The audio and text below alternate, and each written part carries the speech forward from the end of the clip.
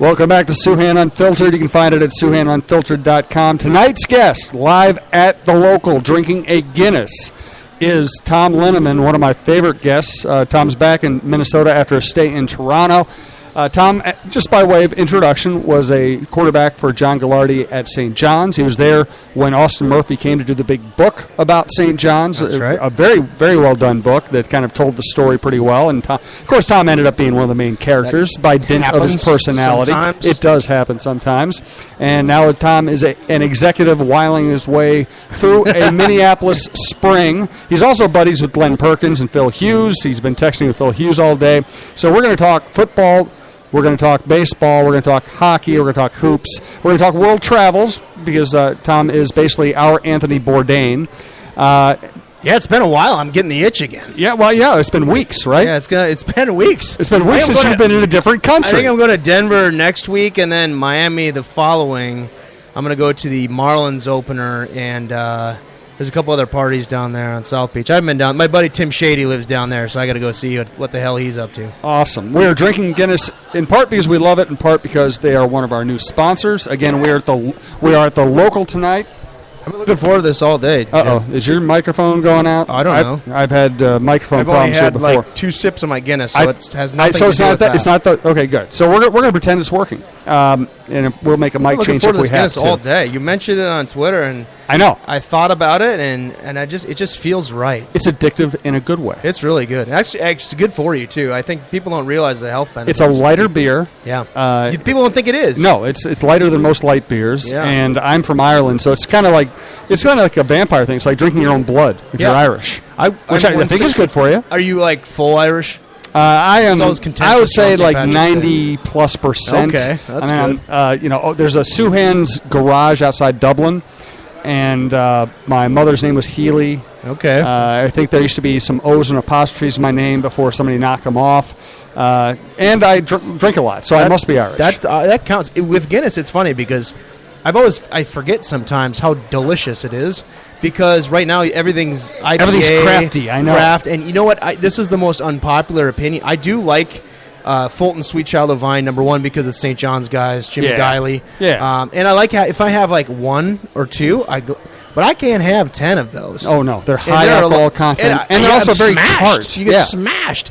Like you're not even having. You go off the rails. So I don't know. I'm looking. Maybe I'll do a little Guinness Renaissance here. I like it. Good. That's what I've been doing lately. Other new sponsors: Minnesota Eye Consultants at MNEYE.com. We'll be having one of their doctors on to talk about their programs, probably on Thursday from the Liffey when I have Michael Russo on at 5 o'clock. He's got glasses. That's good. He does have glasses. You can't see. Well, the funny thing is, Minnesota Eye Consultants, Michael helped line him up, and Michael once jumped off their table right before they were about to do surgery on him because he's a wimp like me. Really? He's an absolute admitted wimp like me. I just met him the other night at dinner over at LaPanta's house. You are two of my favorite characters of all time. You and Michael Russo. We never met, and you're both completely frenetic in completely different ways. Yeah. Although, actually, you know what he does? He's a guy who travels for 9 months covering hockey and then travels the other 3 months as soon as he gets a chance. Yeah. So you and him are going to run into each other in a Latvian after-hours bar at some point in your lives. I'm all for that. Listen, that guy knows more about hockey than any person in the world. So. Yes, he's the best, and he's been a blast to have on. We will get back to your world travels here. Let's get right to the camel, though. Aren't many times I get to have someone on, and we get to talk about camels immediately, right off the top. Yeah. So, whatever opinions we might have had about Adrian Peterson, to me, this is one of those defining moments when Adrian Peterson is kind of holding the team hostage, and he's rebuffing every approach they make, whether it's personal or professional, to bring him back into the fold, and he's being kind of a bitchy little diva at best. And now you see him with a turban riding a camel. To me, that's when you say, okay, this is a perfect time to cut the cord. Yeah, well, I tell you what, Channing Tatum said something a long time ago, and You're going to quote Channing Tatum? I love Channing Tatum. Channing Tatum is the shit. That guy's the balls. Like, that guy is awesome. He said one time, because he was talking about Justin Bieber being such a knucklehead, and he said, whenever you become famous, that's the age you stay for the rest of your life. And this... That's great. It is. That's it's awesome. Brilliant, right? And this riding a camel thing First of all, I've ridden camels. It's disgusting. Of course you have. I was in Egypt a couple years ago during the revolution, actually, because how many chances you get to see a revolution? And we rode some camels out at the pyramids of Giza and down in Luxor too. They stink. They're horrific smelling animals. They're disgusting. They spit. Yeah, they're disgusting animals. I wouldn't want to be on a camel, but I think the aloofness, like it's turned the tide now. Where there were people on both sides of this discussion. There were people that say, hey, you know what? He went through the process. He did all this stuff. Mm-hmm. And then there's people on the other side. The camp now, this camel, this singular camel, this humped animal has singularly turned the tide now where it's all anti-Peterson. I agree with you. I agree with you completely. I'm writing a column for the Wednesday paper, and I think what I'm going to do is say this for Minnesota Vikings fans and for Minnesotans in general. This is the new jump the shark. It is. Ridden the camel. Ridden the camel is the new jump the shark. It totally is. And I think the Vikings, first of all, the way the Vikings are coming off on this has been brilliant. Yeah. The way that they've played this scenario, because no one says, God, I can't wait to have a situation. It's been a shit show. Mm-hmm. You almost feel badly for the organization that they have to deal with this type of yes. crap. But how they've handled it, with Zimmer going down to his home, who's been spectacular. I mean, as a coach, as whatever. Spielman looks good coming out of this whole thing, too. He does. Everybody from the Vikings is playing this absolutely perfect. And I tweeted about this week. Adrian Peterson has no leverage. He's like Bunny Lebowski when she comes back from Vegas, and it's the Germans. There's no kidnapping. There's no ransom. It's over. The jig is up. Like, it's over. Peterson doing this is... I knew you'd get a Lebowski reference. Congratulations it's doing it so early. incredibly tone deaf. It's so... Here's where he went wrong, though. Number one, being so over the top on a birthday party, yes. given the situation. But I could even look past that if he were a little smarter about it.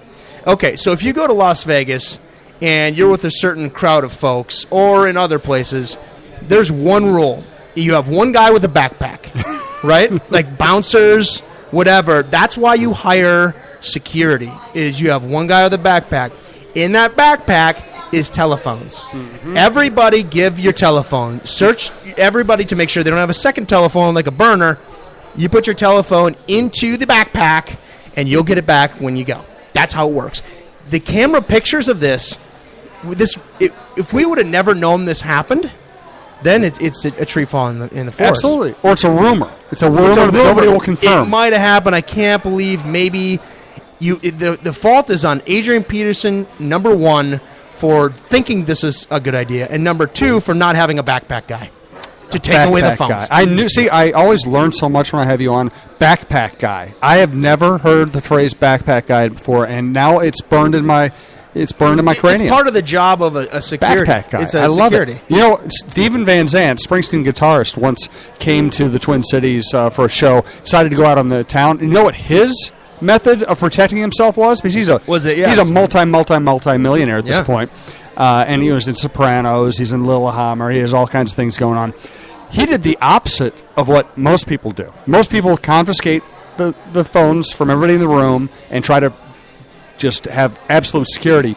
Van Zandt, knowing that he wasn't going to do anything stupid, he's an older guy and happily married, what he did was he had a guy follow him around with a video camera his entire time. So there was never a minute he wasn't on camera, so nobody could claim that he did anything he didn't do. Either strategy works. Either way, we got to go one extreme to the other, though. You can't.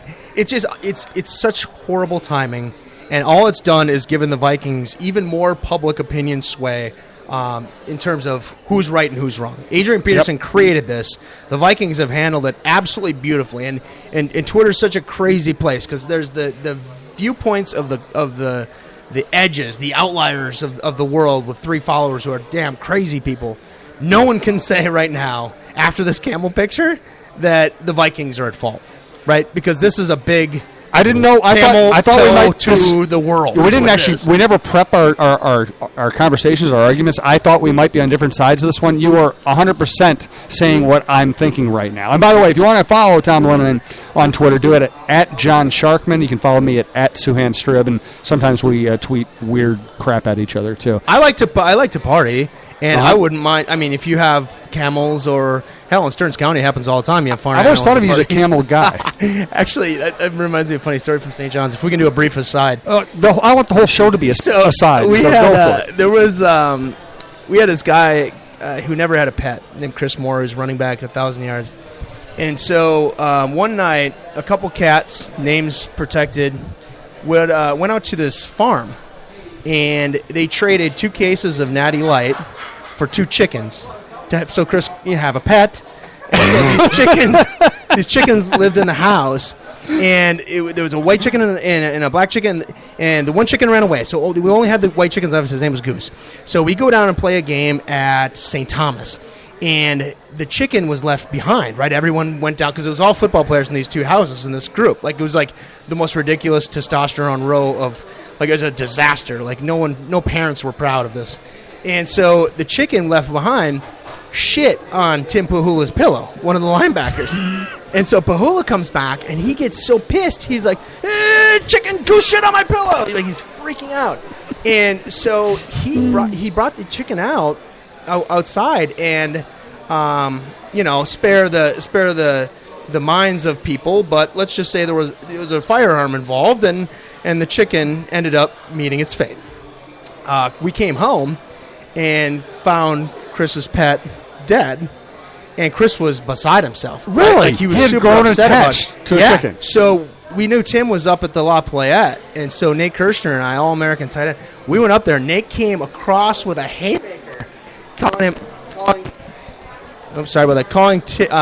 him a chicken murderer, and there was like a melee about this chicken. So we lost the chicken, and so spent some time. We actually ended up 4 cases of Natty Light and got a goat. And then the goat lived in the garage. Eventually ran through bucked through the garage door, and that ran away too. And that was the end of it. So we didn't have a camel, but it's been a long tradition to party around animals. Let's go back to the camel. You rode a camel. Yeah. And other than the smell, what was that like? First of all, it's hard to get up on because they lay. So the camels they're freaking huge, right? Yeah. Like, they're massive animals, and they lay down on their tummies so you can get on these things. And you just hop on. You have to, sorry, the micro keeps kicking up. Yeah, I apologize. We're having a little trouble with that cord. You kind of have to really hold on because you think it's going to be a calm, nice little ride on a camel, but they're a mercurial animal. That's not your docile. They'll go along with the ride, but they're not happy about it. That was at Giza, at the pyramids. We're just going to have to be really careful with that. I had this trouble the other day. We switched cords, so there's something going on. It'll work if you kind of hold it in the right place. I got it. I apologize I've heard for that. That's usually the rule. Tell me more. I don't know you that Oh, God. well. Oh, God. I don't know you that I'm using well. my offhand. Does that matter? Sometimes it feels like someone else. Yeah. And you brought this up, too. The Vikings screwed up in this process for one day, and that is they found out about Peterson's thing on a Friday. Well, they knew about it all along. Yeah. It became public on a Friday. They decided, instead of having the turmoil approaching the game, just to have him sit out the one game against the Patriots. Yep. Then they came back on Monday, said, he's part of your team, we're going to play him. Everybody goes crazy. Yeah. And that's when Goodell comes in and saves their asses. Other than that one really, really, really bad press conference, I can't really fault them. I mean, it's real time, too. Like, that's really hard to treat. You don't have scenarios where you think this is going to happen. I'm saying in the offseason, in the last month or two, when it comes to what happens next. So since the court ruling, I think that in the heat of the battle, it's almost like what happens. Was it right? Was it not right? I don't know. It depends. Maybe we won't know for a while. But in terms of the last 2 months where they have to decide, should he come back to this football team or not and play, they've handled it flawlessly. I agree with you. I think going back to that one day, I think that was the problem with the NFL and the problem with NFL structures is they have good people in that organization. They have very sensible people. They didn't have anybody who had the authority to step up to Rick Spielman and say, here's how it's going to play. Yeah. You say this, you're going to lose sponsors. You're going to bring the national media crashing down around you and the entire team. He's probably going to end up getting suspended anyway. Yeah. It's just none of this is going to work. This is not just football. And I've been around so many team executives, even people I think really highly of as human beings, who just don't see outside their little box because that's what they spend Yeah, all their time doing. And I thought that was the problem. And I think that's one of the reasons Kevin Warren has been promoted to COO or whatever is because he's a guy who does have some perspective. Yeah, he does. And that's what people talk about as the stumbling block, right? Yeah. You know, right now, Adrian has zero leverage.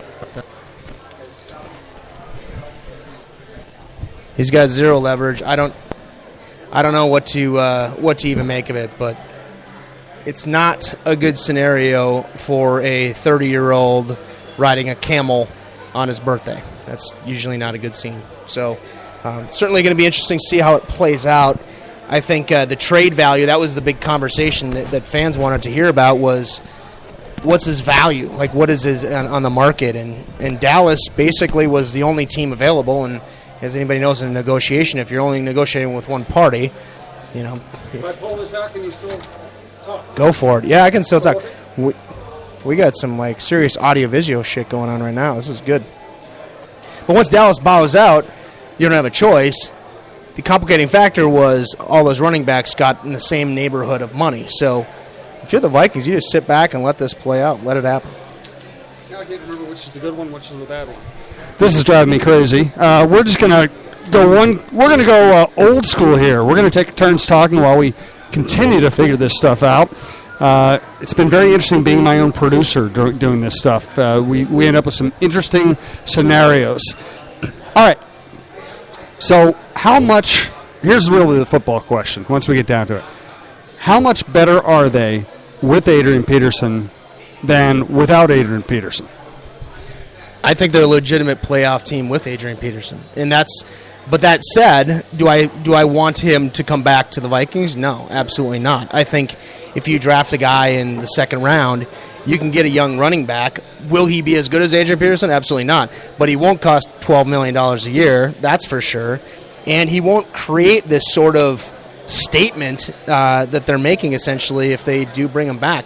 But with Adrian Peterson, with with Mike Wallace coming in as a deep threat, the Vikings are a playoff team. The question is, without Adrian Peterson, are they still a playoff team? I think it's probably on the border. I agree with you. I think that they're a playoff team with him. And that's the interesting thing is I think so often in the NFL, people get caught up in the new trend, the new phraseology, and forget to think for themselves. And so they say, okay, running backs are devalued, running backs are devalued, running backs are devalued. Yeah. Well, people have said that so often, now it's just accepted as a universal truth. It's not a universal truth. Yeah. Marshawn Lynch is not. And look, Shady McCoy. Yeah, Shady McCoy is not. I mean, there are. DeMarco Murray. Actually, McCoy might be overvalued given the way. He might have been overvalued in Philadelphia given the way Chip Kelly wanted to use him, but he's still a great back. DeMarco Murray took a team that was stuck on 8-8, 8-8, 8-8, 7-9, and took them to the playoffs. He did. You know, so running backs are not necessarily devalued. They are easy. It's easy to replace a good running back in the NFL. It's not easy to emulate or replace a great running back. Well, I would argue that there aren't as many. It's all about the feeder system, all the way the game changed. Right. Now, if you look at tight ends, every year there's one or two tight ends. We have Max Williams from the University of Minnesota that are going to go in the first round. Yep. If you would have said that 15 years ago, before Peyton Manning started throwing his tight ends, before Bill Belichick used two tight end sets, now that's a way for players to get to the NFL. It used to be running back. Like, if you're a running back, you could get to the pros. How many college programs feature a running back anymore? Like, there's just not coming up. It's been wide receivers over the last 15, 20 years.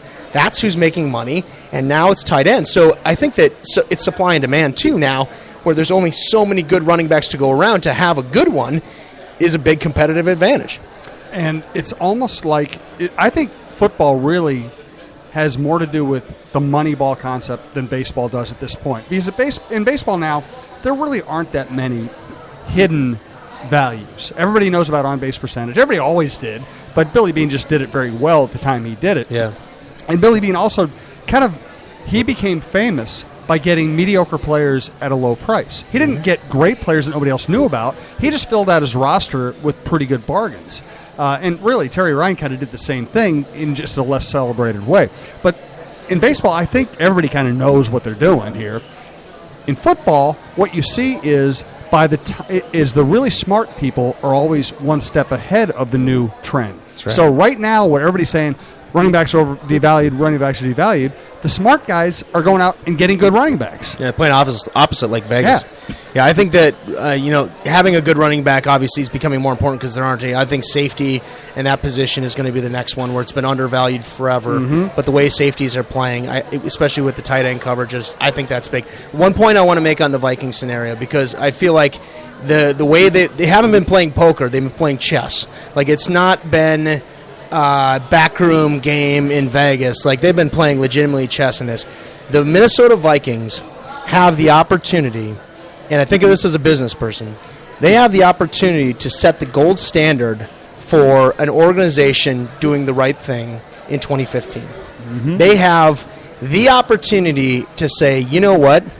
It doesn't matter. We're going to rise above it. Here's what we stand for.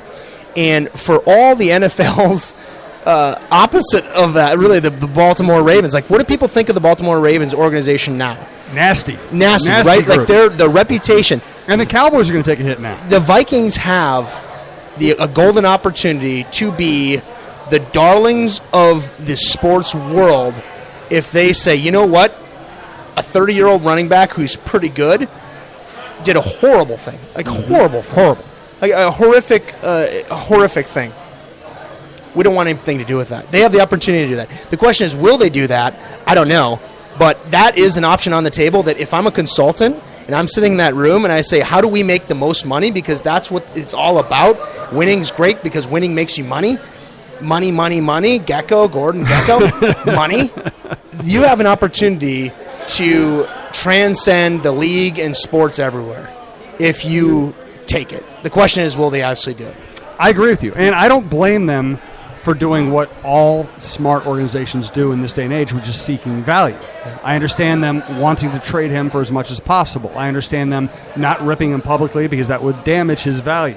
I understand all of that. But there might come a point where they have to say, we're either bringing him back unhappily with him kicking and screaming. And he's coming back unhappily. Unhappily to make $13 million to be a pain in the ass and maybe a great player, but maybe not.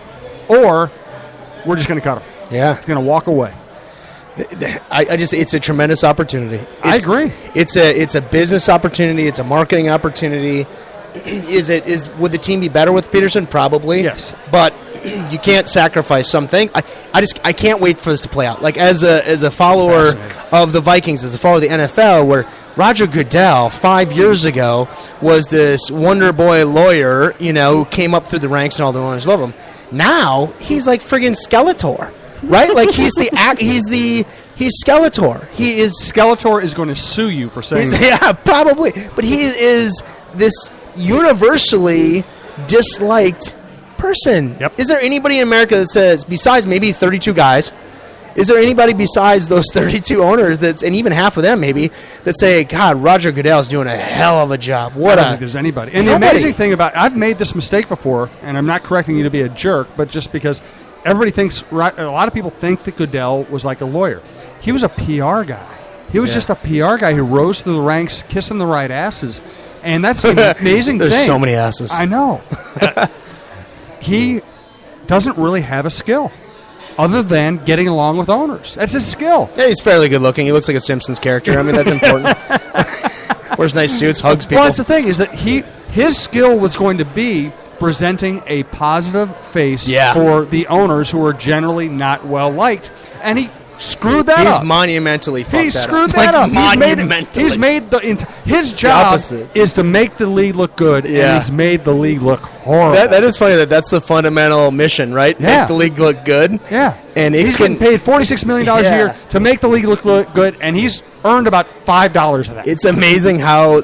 I can't wait to see how this plays out. Like, the Vikings have... It's been such an interesting chess match between Adrian Peterson and them, and it's all going to come to a head pretty soon. Yes.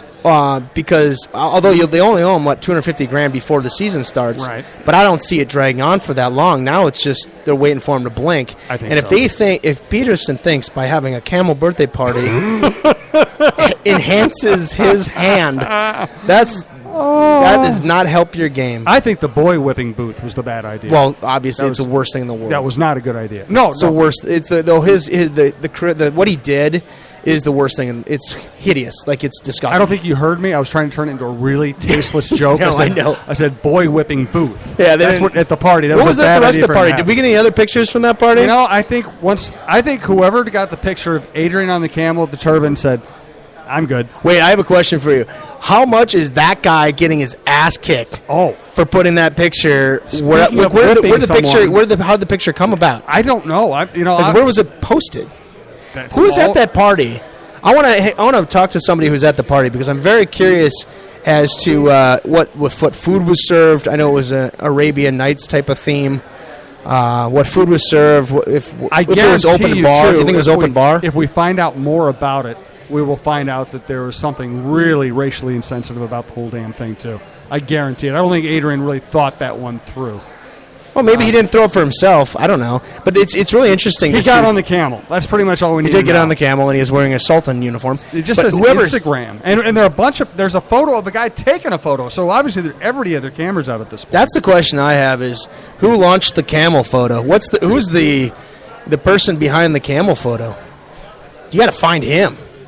I do. Or her. Maybe it's a chick. I don't know. But the person who took the picture, I'm curious as to what else happened at that party. Where was it? Was it in Texas? It had to be in Houston. Yeah, he lives basically in a huge suburb of bullshit Houston. That we weren't invited. Yeah, absolutely. I mean, who wouldn't want us there? Oh. Hey, let's switch to baseball a little bit because since I spoke to you, I actually wrote about your friendship with Glenn Perkins and Phil Hughes and you hanging out with them down there, and I've hung out with them down there. Yeah, I wanted another Guinness. We're going to get another round of Guinness. What's the plural of Guinnesses? Guinea? Guinea? I think it's Guinea is a country. I think it's Guinnesses. Let's go Guinnesses. Let's see how many plurals we can add on by the end of the night. You're buddies with Perkins. Yep. And, I wrote about it, but not everybody reads the paper these days. So why don't you tell me the story of how you got to know Perkins, and then tell me what your spring training visit was like. Well, I was jabbering about racquetball on Twitter. I don't know who the hell I was playing racquetball those days. I don't really like racquetball because it's the proletarian game. It's squashes for rich folks, which I am not. I'm from Stearns County. But racquetball is for people, and you sweat your ass off playing racquetball. It's super fun. And I was talking about playing racquetball, and Perk just sent me a message, or sort of on Twitter, saying, I'll play in racquetball. And I'll be like, and why did he do that? I don't know. Maybe, I have no idea. And so I'm like, yeah, man, I'll beat your ass in racquetball. Saturday morning, 9 o'clock, Lifetime downtown, and he came, and it's like, oh, hey, man, you want to play racquetball? And so we played like this 5-game thriller, and it's cool because I have somewhat of a competitive issue in general. I'm not as good at sportsmanship as a lot of folks would have liked me to be. I don't know if I ever shook any opponent's hand after games. I didn't know them. Why the hell I got to shake your hand? I'm not good at that. That's not good. I understand that. I'm supposed to be. Actually, whatever. I don't really mind. I really don't care. I don't care about I care about my team. But so we were playing, and it got to be super heated, which is great. I mean, I think competitors want to compete, and we just kept playing racquetball and had a few beers, and it turned out great. And then I don't know, we sort of just hung out after that. And then that's how I met Phil, was when I was down hanging out with Perkins, and we were just going fishing for a weekend.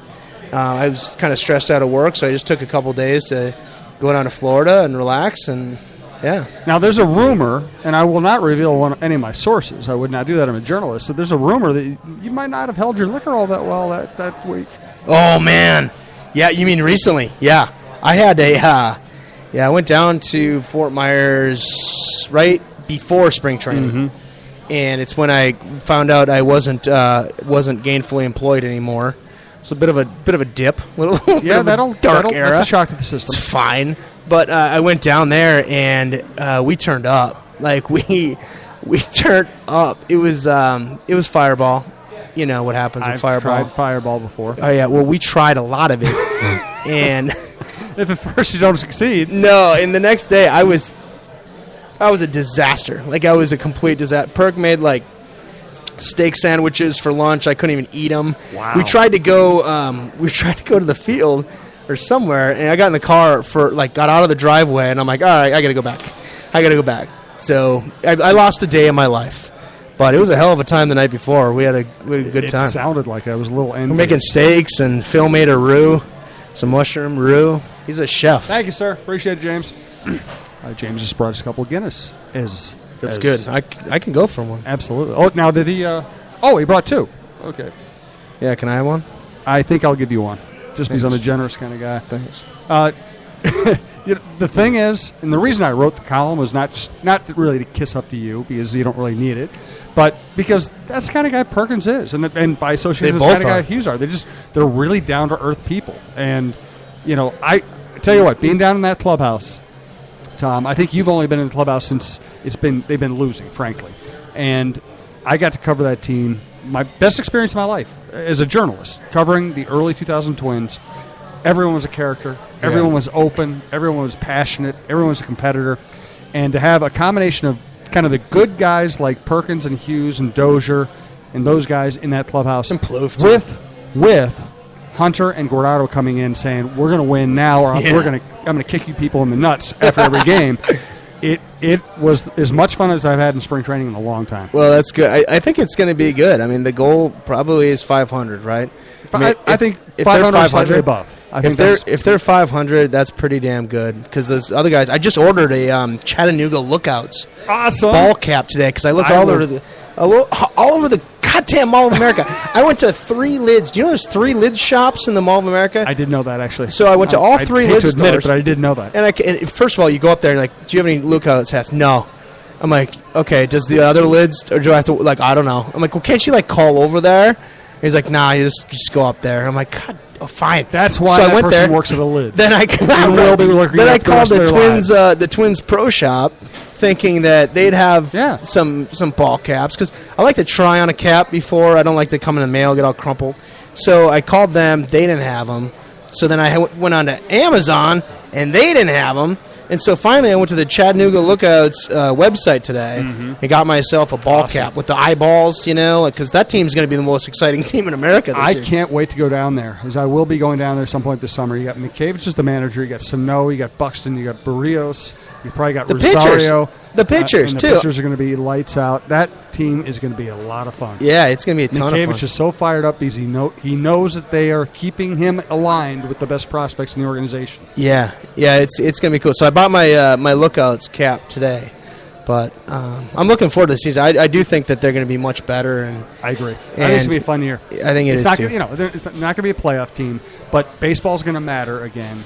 They're going to be interesting into August, which is kind of like the Minnesota thing. If you're not going to be really good, be good enough so we can care about you until Vikings training camp starts. Get us to training camp, basically, And I think they're going to be good enough to do that. I also think that right about the time interest might normally wane for a 500 so team, that's when you're going to be calling up Buxton and Sano. Yeah, that's right. And I've had so many people, because of the way the internet works, so many people accuse me of pumping up these guys beyond what they're actually capable of doing. They're both future superstars, barring injury. And people have this false equivalency between, okay, let's see, this one guy who was drafted in the first round in 1993 failed, so therefore everybody who was drafted in the first round after that has to be suspected. No, Buxton was the best player in that draft. He was taken second because somebody wanted a college pitcher ahead of him. Sano, what everybody wanted him. Yeah. They've both lit it up when they've been healthy. This is not David McCarty and Aaron Hicks. These are two guys who are exceptional. Yeah, it's going to be. I can't wait, and it's going to be fun to watch Vargas too, because he can hit the ball 900 miles. He's going to strike out 600 times, but he can hit the ball a long ways. Yeah, and they'll take that. They'll score runs. I mean, they scored runs last year. They scored the 7th most runs in baseball last year without calling up any of their top prospects, and with Mauer having a bad year. Yeah, and they add Santana and the staff. Yeah, I think they're going to be. I think it's going to be fun, and I believe me, nobody's been harder on their culture, their clubhouse, the way they've played the last 4 years than me, and I'm encouraged. I have to bring this one up. First of all, thanks again to the local for having us here tonight. We're drinking Guinness, the new sponsor. I will be at the Liffey, another in the line of the Cara pubs, on Thursday night, 5 o'clock, with Michael Russo talking hockey. That's over in St. Paul, Kitty Corner, depending on what part of the country you're from the XL Energy Center. And then Friday, 5 o'clock at O'Gara's, Bob Sansford, my old friend, And the guy I replaced as Vikings beat writer at the Minneapolis Star-Tribune in 1990 will come by O'Gara's. We'll talk some football and other things. Also want to thank Minnesota Eye Consultants. We'll be giving you more information on them. You can check them out at mneye.com if you're interested in LASIK or any other kind of eye surgery.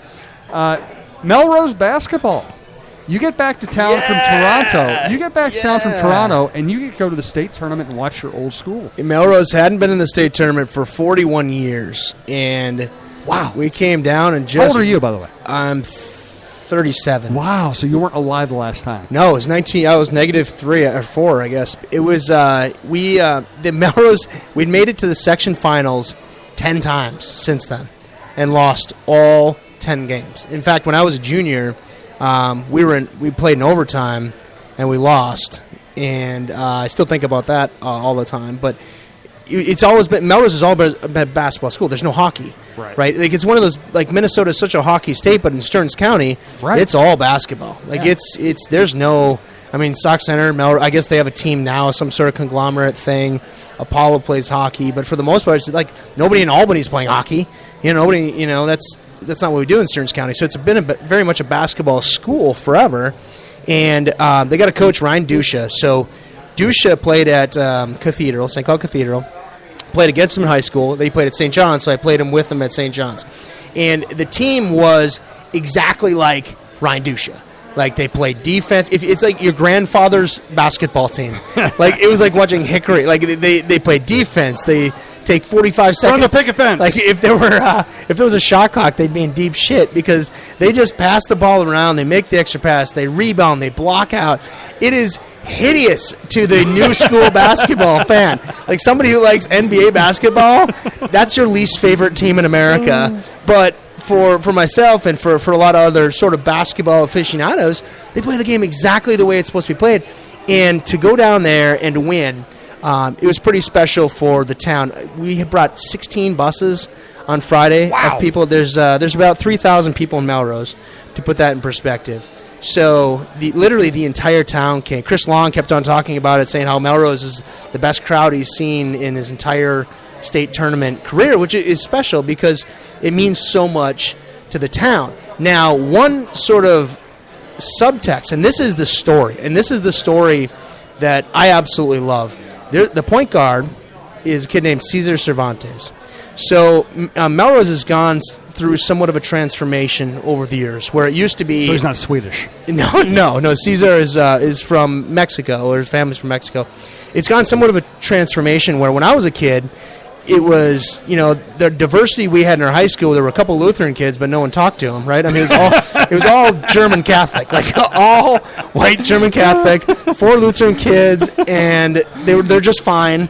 But that's how it is. Like there was 0. Like we had 0, and Melrose my Melrose school K through 12 is one building. That is one singular building. Okay, so I grew up in Dixie, right? There's 8 villages that go to my school. I grew up in the Dixie of Minnesota. So to have your point guard, the guy who's handing the ball down the stretch in a state title game that they win, who's a Mexican kid, so there's an area of Melrose that's changed in the last 15, say 20 years.